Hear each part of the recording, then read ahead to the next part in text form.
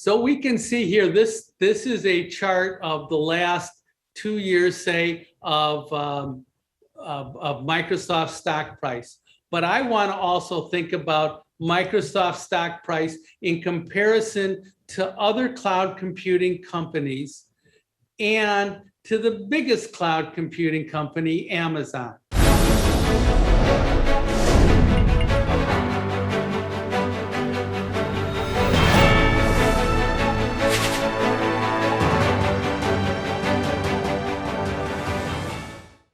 네, 미국 시카고에서 재무컨설턴트로 계시는 버나드 케인과 함께하는 미국 주식 이야기 시간입니다. 이 시간 항상 유익한 종목들 소개해드리고 있는데 벌써 저희 코너에서 소개해드린 종목들 수익률이 굉장히 좋습니다. 자, 오늘은 과연 어떤 종목일지 바로 만나보도록 할게요. Okay, so Microsoft is gone through a, let's call it a pivot, okay, where we all knew Microsoft as Excel, Word, Outlook, that sort of thing. What we have seen in Microsoft is a pivot, say since 2014, where they went from a company that was basically, let's call it a computer software selling company, where they sold you Excel, they sold you Word, they sold you Outlook. And then they had their operating system. So you bought all these things. They've turned that into a pay-as-you-go service where in essence you subscribe to things right now. So if you go buy a computer today, let's say you're just an individual, you go buy your own personal computer, you have to buy, and if you want to buy Office 365, you don't pay for it anymore for $199. You actually buy it on a subscription basis at $13 a month. Okay, and if you think about it, within about a year, you've paid for about 80% of the cost of your subscription, or whatever you want to call it, the cost you used to pay for before. Well, if that payback is just over a year, and yet you know you're going to be actually paying for this thing for 5 years, 10 years, they're going to make so much more money on you. So they finally figured out the way that they want to propose their business. And it's more of a subscription business than actually selling software products. So that's one thing. Then the other thing is Microsoft is now the second largest cloud computing company in the world behind Amazon Web Services. Microsoft has 19% of that industry.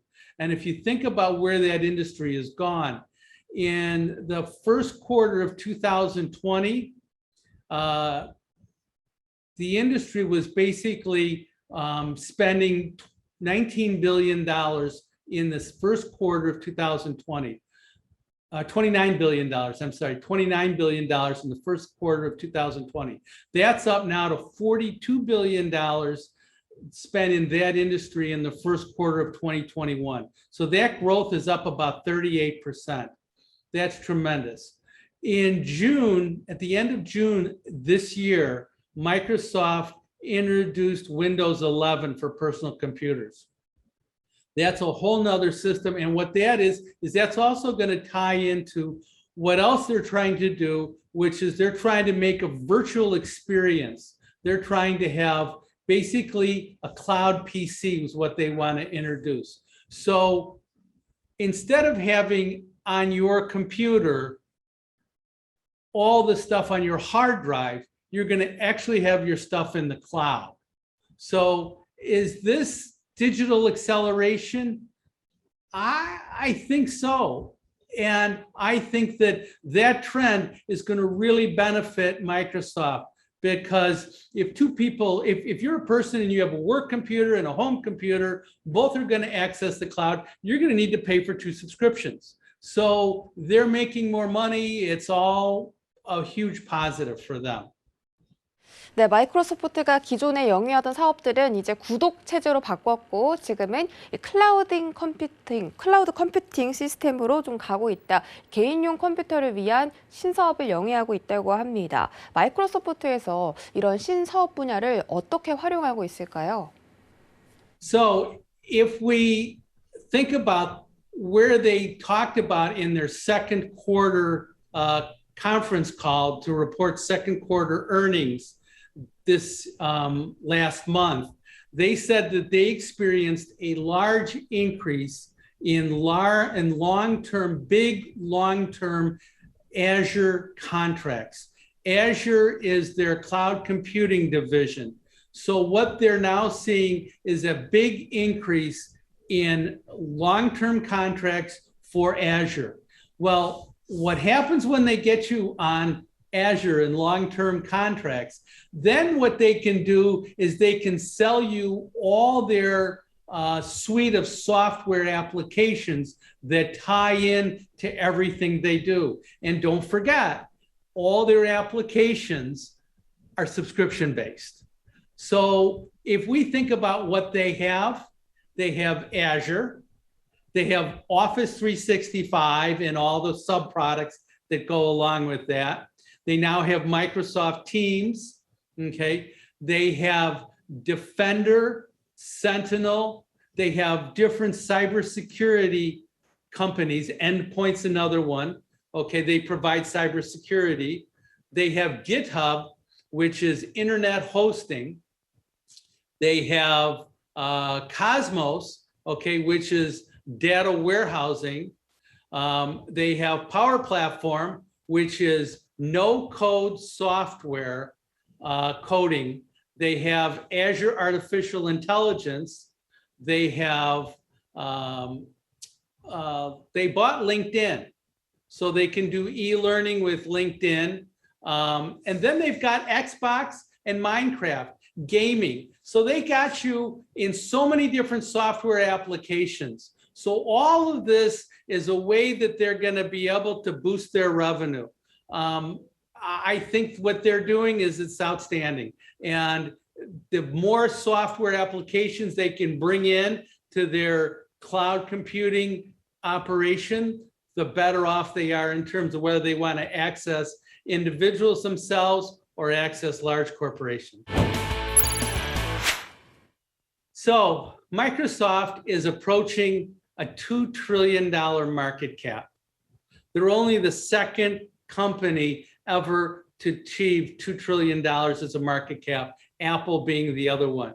But I think the growth potential for Microsoft, unless Apple introduces a whole new product that we've never seen and gotta have kind of a thing, it's favoring Microsoft right now. So think about this.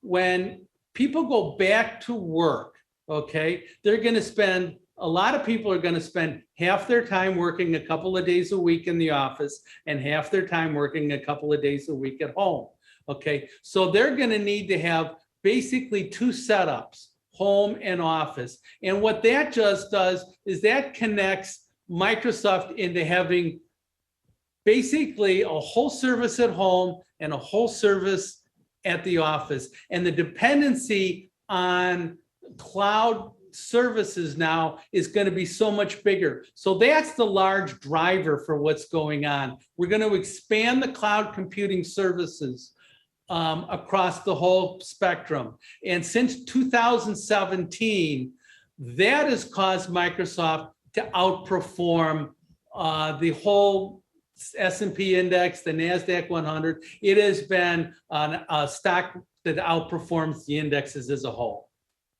네, 항상 이 나스닥 지수와 이 종목을 잘 비교를 해주시는데 항상 마이크로소프트가 나스닥을 넘어서는 모습 보여줬고 앞으로도 이 클라우드 컴퓨팅 서비스를 통해서 더 확대될 것이다, 이런 성장성이 집과 사무실에서 모두 이 컴퓨터를 써야 하는 그런 환경이 더 만들어지고 있습니다. 자, 클라우딩 컴퓨터 업계에서 마이크로소프트만 있는 것이 아닐 텐데요. 어떤 경쟁사들이 있는지 좀 비교해 주실까요?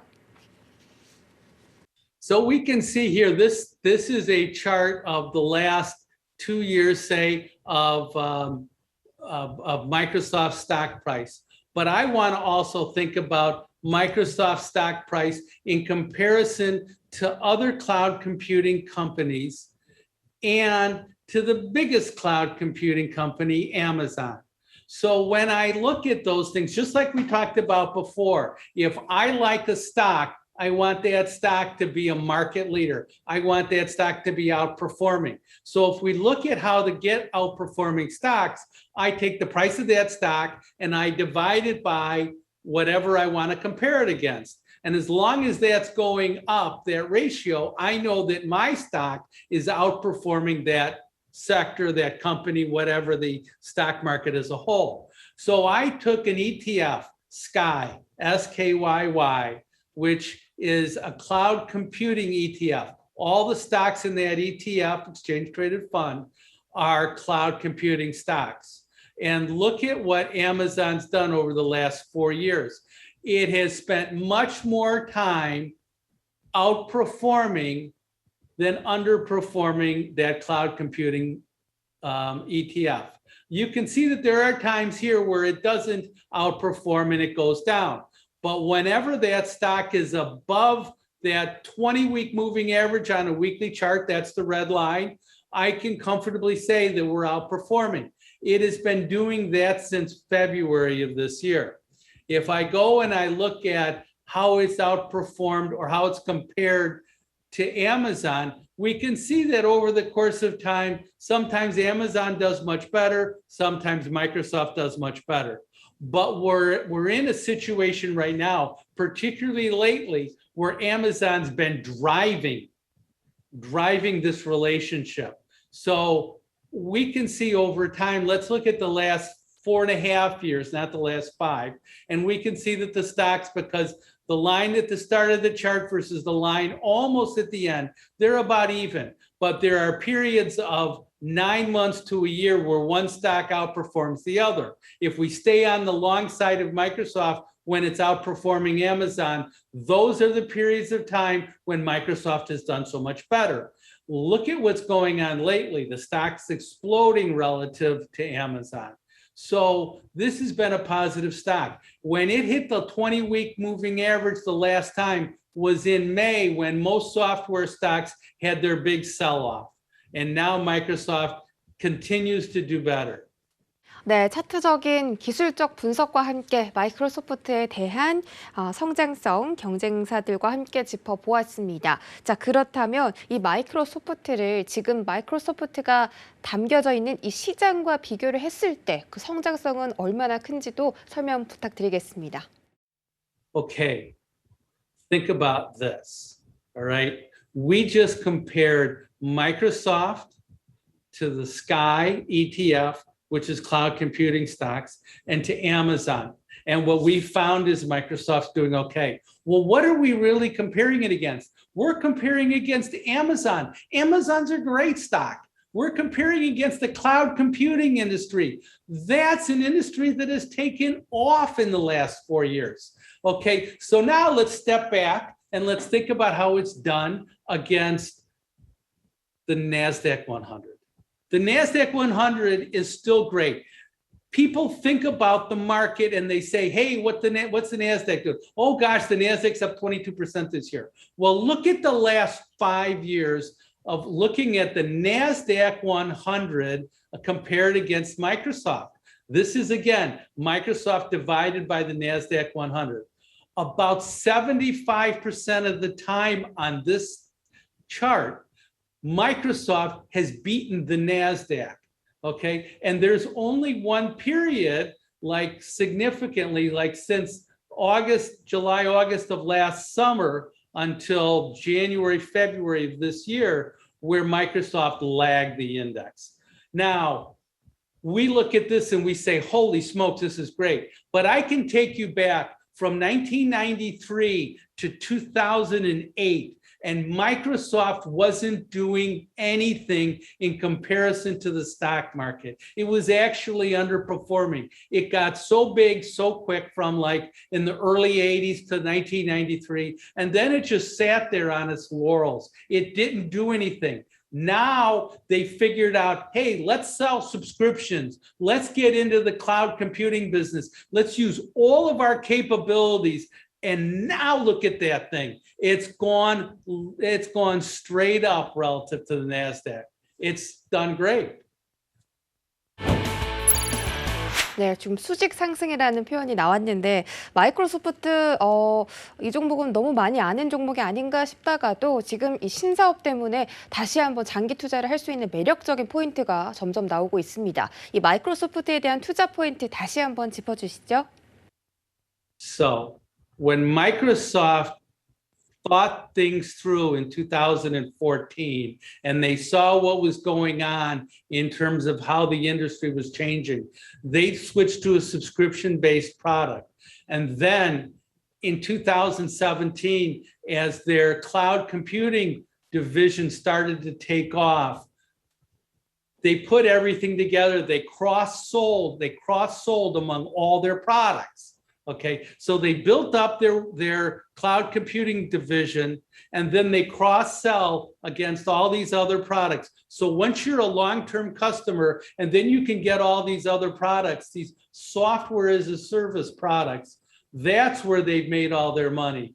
So software is a great, reliable revenue source. And when you can do it on a pay-as-you-go, a subscription basis, a lot of people will say, okay, I can do this on a month by month basis and not realize how much more they're spending. That's where Microsoft has turned the corner and has done so much better.